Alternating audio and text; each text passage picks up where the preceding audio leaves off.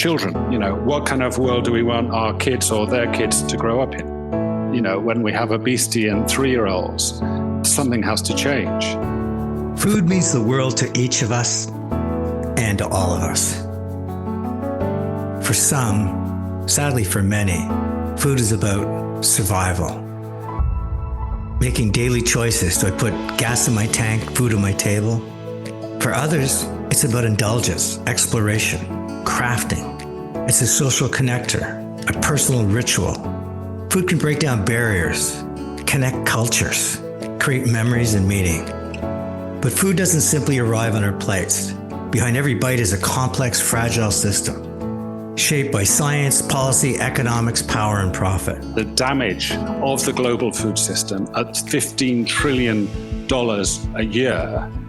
From farm to fork, hunger to hope, and profit to planet, the food system touches everything and everyone. So today, I want to explore what happens when food becomes a battleground. All about driving profit by prioritizing the production of ultra-processed foods, which are the most profitable and the least healthy. So there you have the challenge right there. A place where corporate interests outweigh public health, where marketing trumps nutrition, and where what feeds us can also harm us. My guest is someone who has spent more than 4 decades inside the system, researching it, challenging it, and now offering a bold vision to transform it. It's kind of incumbent on me to make a decision. Do I just continue to compromise and continue to work in this environment, or do I actually take a risk, take a step aside and try something different? Dr. Stuart Gillespie has worked with the UN, led major global nutrition initiatives, and has written Food Fight, From Plunder and Profit to People and Planet. It's a part memoir, part manifesto. It's also a searing indictment of our current food system and a hopeful call for change. The book is not about banning UPFs, ultra-processed foods. It's really about balance, and it's really about power.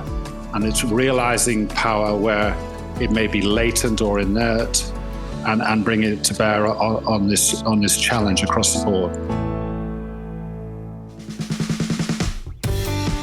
Hi, it's Tony Chapman. Thank you for listening to Chatter That Matters, presented by RBC. If you can, please subscribe to the podcast, and ratings and reviews, well, they're always welcome and they're always appreciated. So Stuart, welcome to Chatter That Matters.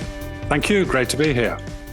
So Food Fight, I thought it was a compelling read, and I'm always curious what motivates an author to write a book, especially one that required so much research and context.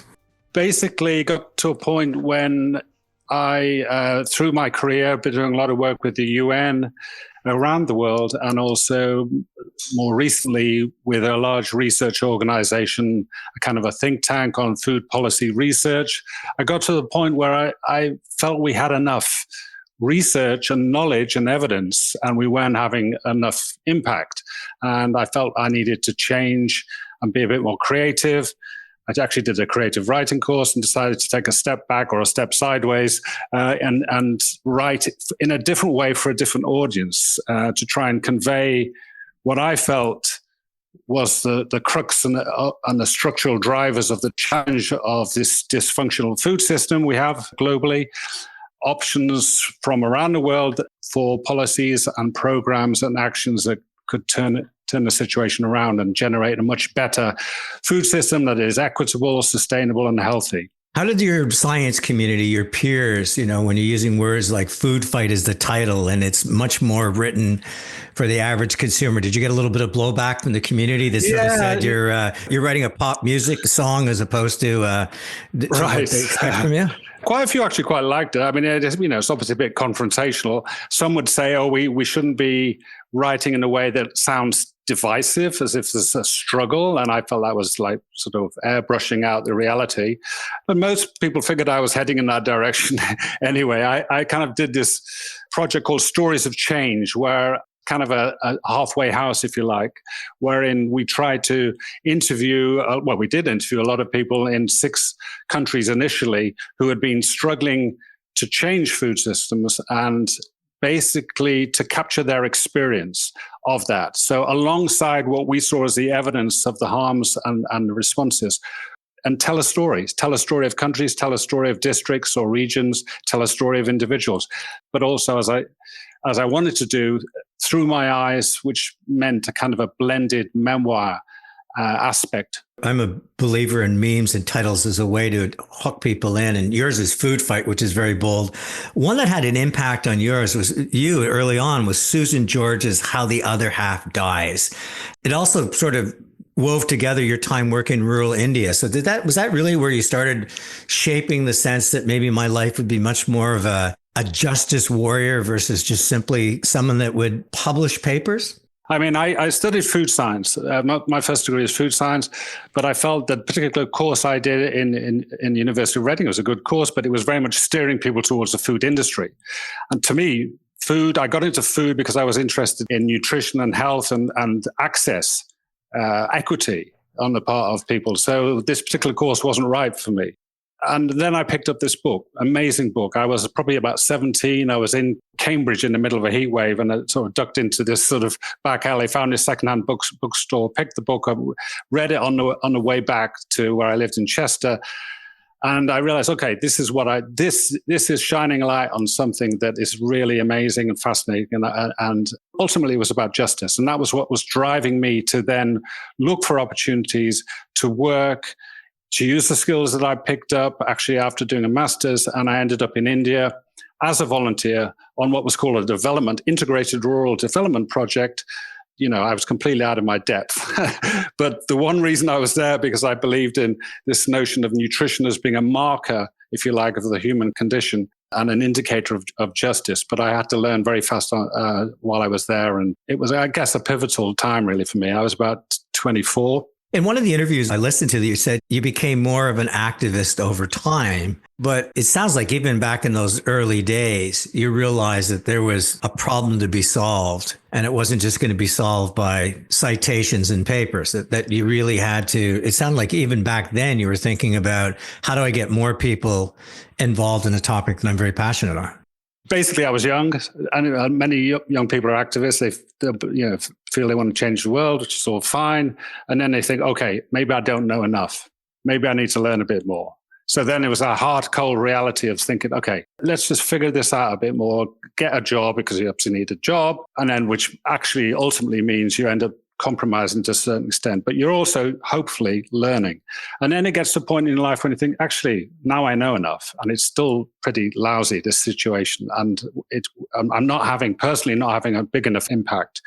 Therefore, it's kind of incumbent on me to make a decision. Do I just continue to compromise and continue to work in this environment, or do I actually take a risk, take a step aside and try something different? And that was a second period of activism about 35 years after the first. I love the way you frame your life around food as well. In another interview, you talked about where you thought the biggest problem to solve was undernutrition, but now you're also realizing the obesity and chronic disease are also part of the crisis. And I thought that was interesting because it's often one way or the other, but you're almost saying this is a teeter-totter that we're on, and both sides, when they hit the ground, hurt. And we have been learning a lot about the commonalities in terms of the drivers of both undernutrition and overweight and obesity. They collectively, it's malnutrition, it's poor nutrition, whether it's undernutrition or a deficit or a deprivation or an imbalance and an excess, which is overweight and obesity. And they do have similar structural drivers, and poverty is one of them, marginalization in different ways. So food justice requires us, if we are to achieve and attain it, to actually take on board the full spectrum of nutritional challenges in this case. But what was interesting in terms of my journey was that I started looking really only at undernutrition and really only with kids, so under 5-year-olds. And I spent a lot of time in India and then later in Africa. But over time, we could see the rise in overweight and obesity. And that required us to reconsider the drivers of the problem. And the moment you do that, the arena widens to incorporate and encompass commercial private sector actors, the big food companies. Then you realize that you have to get politically streetwise. You have to understand the commercial determinants of the problem, because basically all these companies are all about driving profit in the bottom line, obviously. And the way they do that is by prioritizing the production of ultra-processed foods, which are the most profitable and the least healthy. So there you have the challenge right there. And the reality is you can be overfed and undernourished at the same time as an individual. You certainly see overweight and undernutrition in many communities around the world now. A lot of time I spent in India, and when I used to talk about overweight and obesity, my Indian colleagues and friends from about 20 years ago said, we'll never have that here. And they have a massive obesity problem now in India, because that's how fast things can change for the worse. But I think they can also be turned around. Are you following Kennedy south of our border, but across the pond from you? How do you feel how he's approaching it with sort of this very direct confrontational attacks on members of parliament? In some ways, the allegations he's making, whether it's Big Pharma or Big Food, is that they are puppets to the master versus for the people and by the people. I'm following it. Obviously, it's moving very fast, and I have quite a lot of American colleagues and friends, some of whom have actually quit their job because of the way the Maha movement has been behaving. Yes, he's right. Ultra-processed foods are a big problem. Yes, he's right. Conflict of interest, industry malpractice is a big challenge.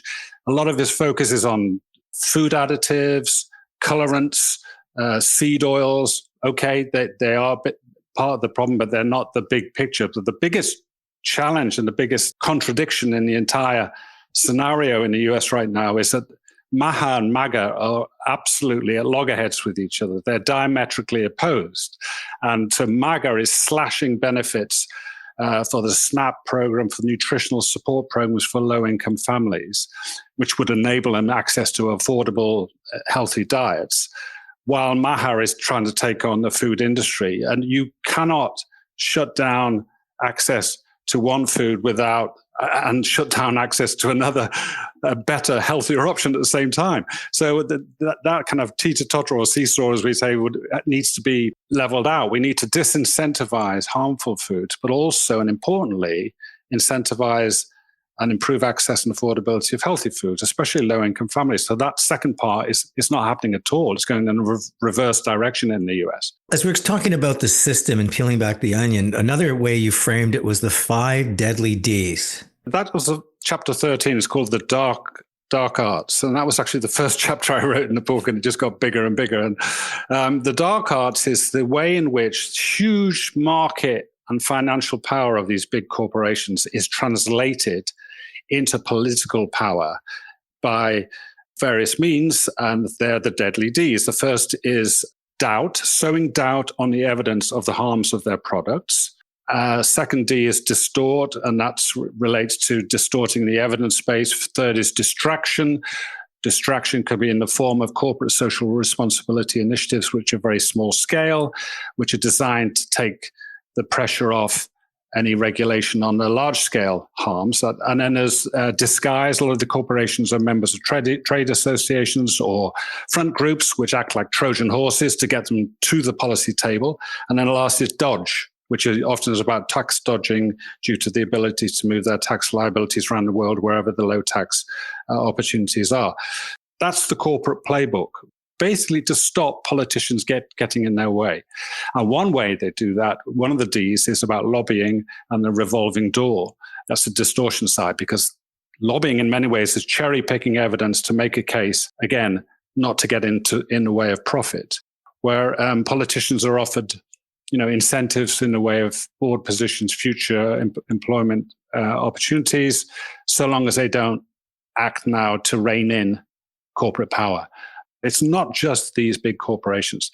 You have to look upstream too, to look at the big investment fund, hedge funds, the asset management firms like BlackRock, Vanguard, State Street Capital, because they are buying up so much of the shares of these big food corporations and just driving profit at all costs. They're not interested in improving the healthiness of the portfolios of these companies.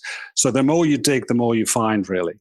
But it allows you to actually know where to target in terms of change. Another statement that you made before we move on to sort of reimagining the future is the global food system destroys more than it produces.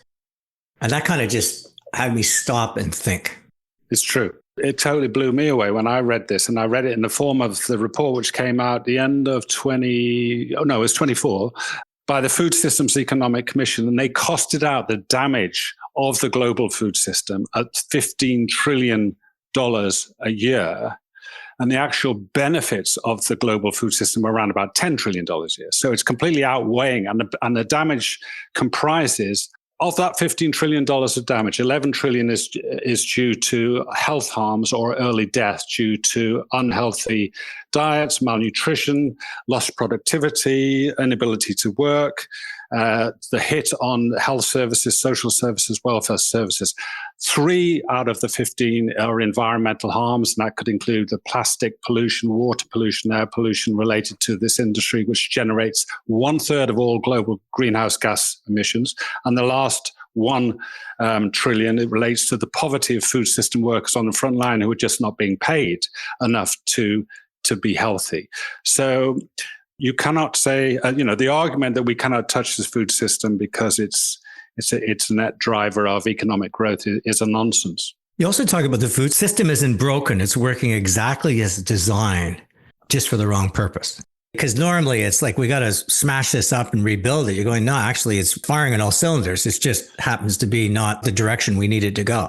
Absolutely. So basically the system was designed in a different century for a different purpose. It was designed, ultimately, if you go way back, after the Second World War, over time, food became seen less and less as a basic need and a human right, but more as a commodity. The system, big corporations waded in, took more and more control.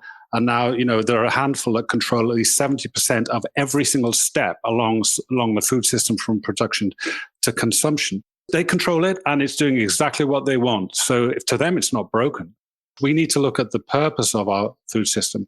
And if we want one that nourishes us rather than maximizes profits for a handful of transnationals, we need a different system, which means we need to transform it. We can't repair it. We need to radically overhaul it. And it's going to take time. It'll take 10 years. I don't know. We have to push things in the right direction. When we come back, Dr. Gillespie and I talk about what can be done to reverse the tide and have food mean the world to all of us in terms of not just what we eat, but what that food does for our body. Hi, it's Tony Chapman. Food does mean the world to each of us and to all of us. Some of us have the privilege that food can be something we explore, learn about new cultures, test our creativity in the kitchen, dine and enjoy the creativity of a master chef. But for many people in Canada and around the world, each day they're dealing with food insecurity. And Canada can play a role in changing it. We can become a superpower in food. But to do so, we really need to support our farmers. And so I want to give a big shout out to Farm Credit Canada, the University of Guelph, and RBC for putting together the Foundations in Agricultural Management. It's an online course, it's free, but it gives people that work in the agricultural sector the knowledge and confidence to make a lifetime of better informed decisions, to learn about business strategy and planning and farm management, succession planning, and financial fundamentals. So here's to the University of Guelph, FCC, and RBC, and here's to making Canada a superpower in agriculture. This food means the world to you, to me, and to RBC. The first thing we talk about, actually, when we talk about food systems, or one of the number one things that's mentioned, is the system is broken. It's not broken. It's not. It's fit for purpose. It's just fit for the wrong purpose. We need a different system. We need to change the system. We need to transform it. We can't just repair it. We shouldn't be doing incrementalist tinkering at the margins. We need a significant radical overhaul of the overall system. Joining me today is Dr. Stuart Gillespie. He's been in the epicenter of food from a kid wandering around India, seeing what malnutrition is doing, to working across the entire food spectrum to see what the food industry is doing to us. You've identified 4 levers where you see there's possibility for change. You talk about institutions, incentives, information, and interest. I wonder if you could unpack those 4. Sure. Well, these are the four, conveniently all beginning with IN, options that any government can take. So first of all, in the last third of the book, which is what are we going to do, the actions and the manifesto, that relates to various actors, if you like, in the food system, one of which, and the biggest of all, is our governments, and those citizens ourselves, civil society, media, researchers, food industry, UN at the international level. But when it comes to governments, these four Ins, incentives, information, institutions, and interests. The first and the easiest is institutions, whereby governments have the power for public procurement of healthy foods for schools, for clinics, for hospitals, and any government agency.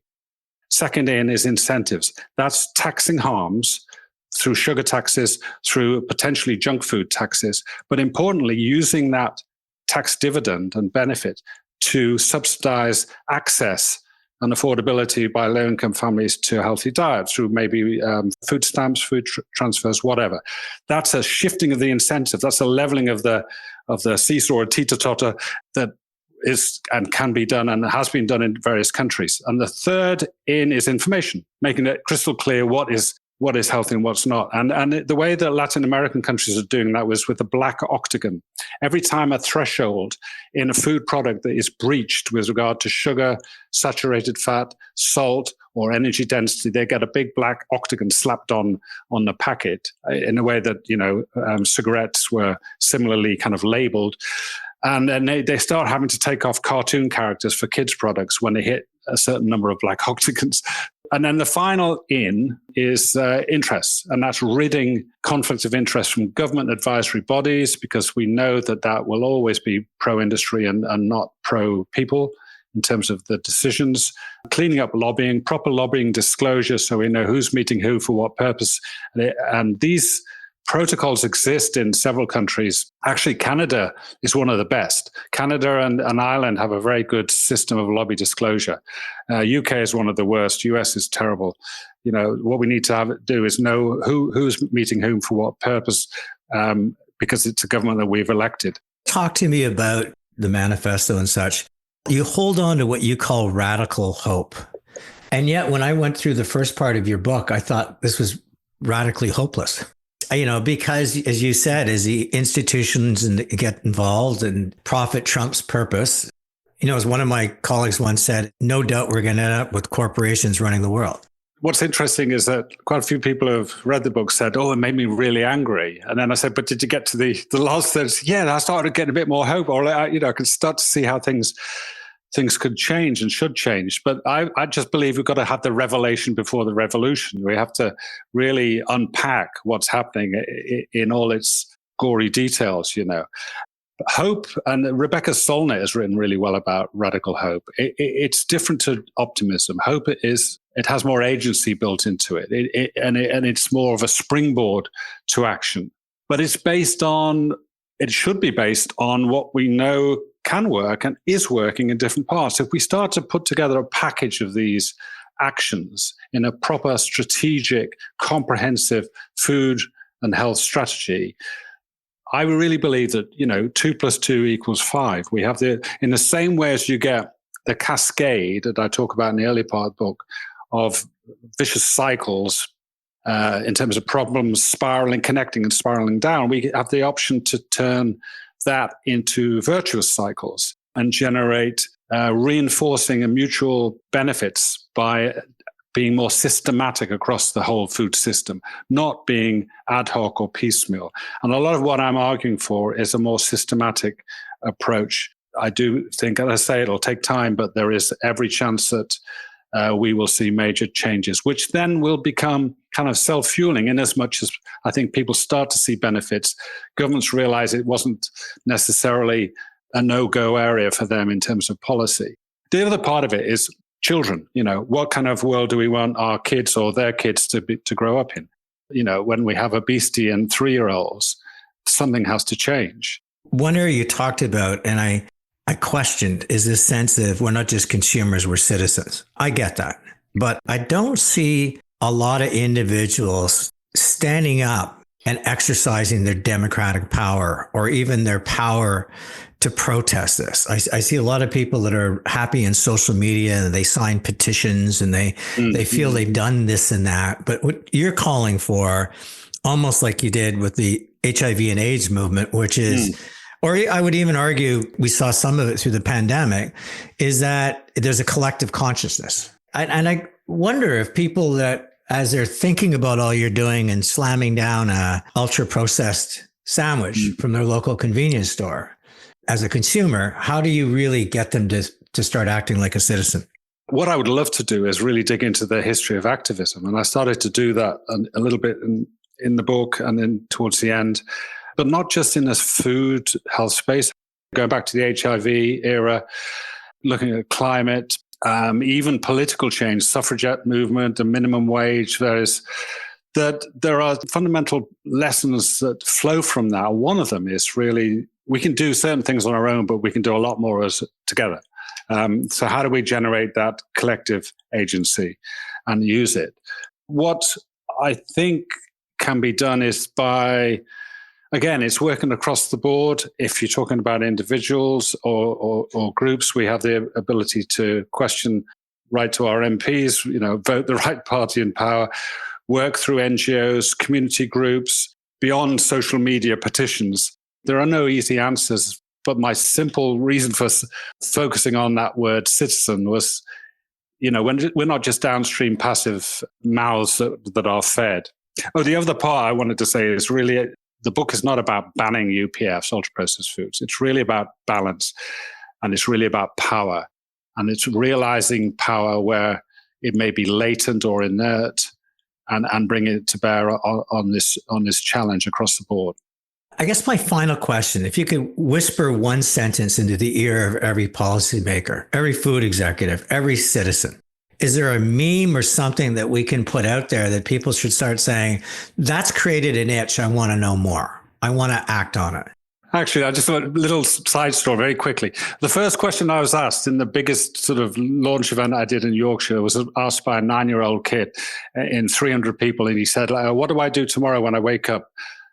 And I thought, wow, that's amazing. I said, well, have a conversation at your school, see if you can get your teacher on board, maybe have a project, bring in foods, ask where different ingredients have come from. And I had to think on my feet. But there is no one single thing to be said beyond learn about the drivers of the problem, understand the experiences around the world, understand you have power in where you are and what you do. It will take more than one thing, and it will also take time. But I think there's no simple single solution. There's no magic bullets in this, but there's every opportunity for positive change overall. Stuart, I always end my podcast with my 3 takeaways. And the first is, imagine you as that young kid hiding from the rain, skipping into this secondhand bookshop, and somehow or other, you walk out with How the Other Half Dies. And how life-changing that was for you. And I hope how many lives you saved because of that. You sometimes wonder if that was meant to be or what the coincidence was, but something that day, and you strike me someone that's bought a lot of books over your life, but that one seems to be one that you held and read in a very different way. The second one is just the way you built your book is, to me, I think, a great celebration. There's a lot of people on one side that will point their fingers at all the things that are wrong. And there's others that will benefit from, as you call it, the 5 deadly Ds. Yeah. But you're always finding that middle ground. And it's funny that I came up with this teeter-totter, seesaw, because you're always saying, well, we don't have to get rid of all ultra processed, but there has to be balance. Yeah. And I like that. And I like the way your book was balanced. That I was so depressed at the beginning, but I started to really see that there's things we can do. But probably the 3 words that'll stand out most on this podcast, and I'm going to use again, revelation before revolution. And I think we're very easy to, as I said earlier, sign petitions and feel like we're part of a revolution. But if we take the time, and I call it head, heart, and hands, to understand it, emotionally attach to it, and then act upon it.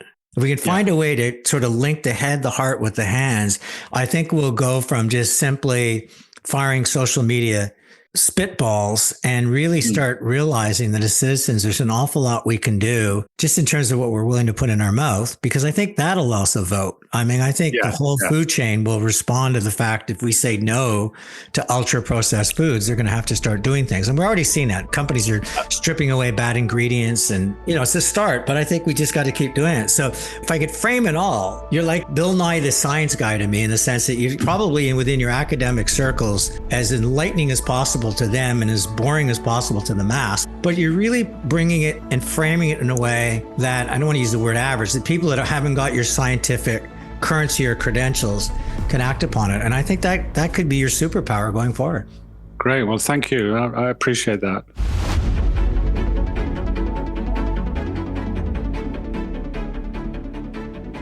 Many of you know that I often end my show by bringing on somebody from RBC. And more often than not, it extends beyond banking to the role organizations can play in helping individuals, corporations, communities, even Canada get to where it needs, wants, and deserves to go.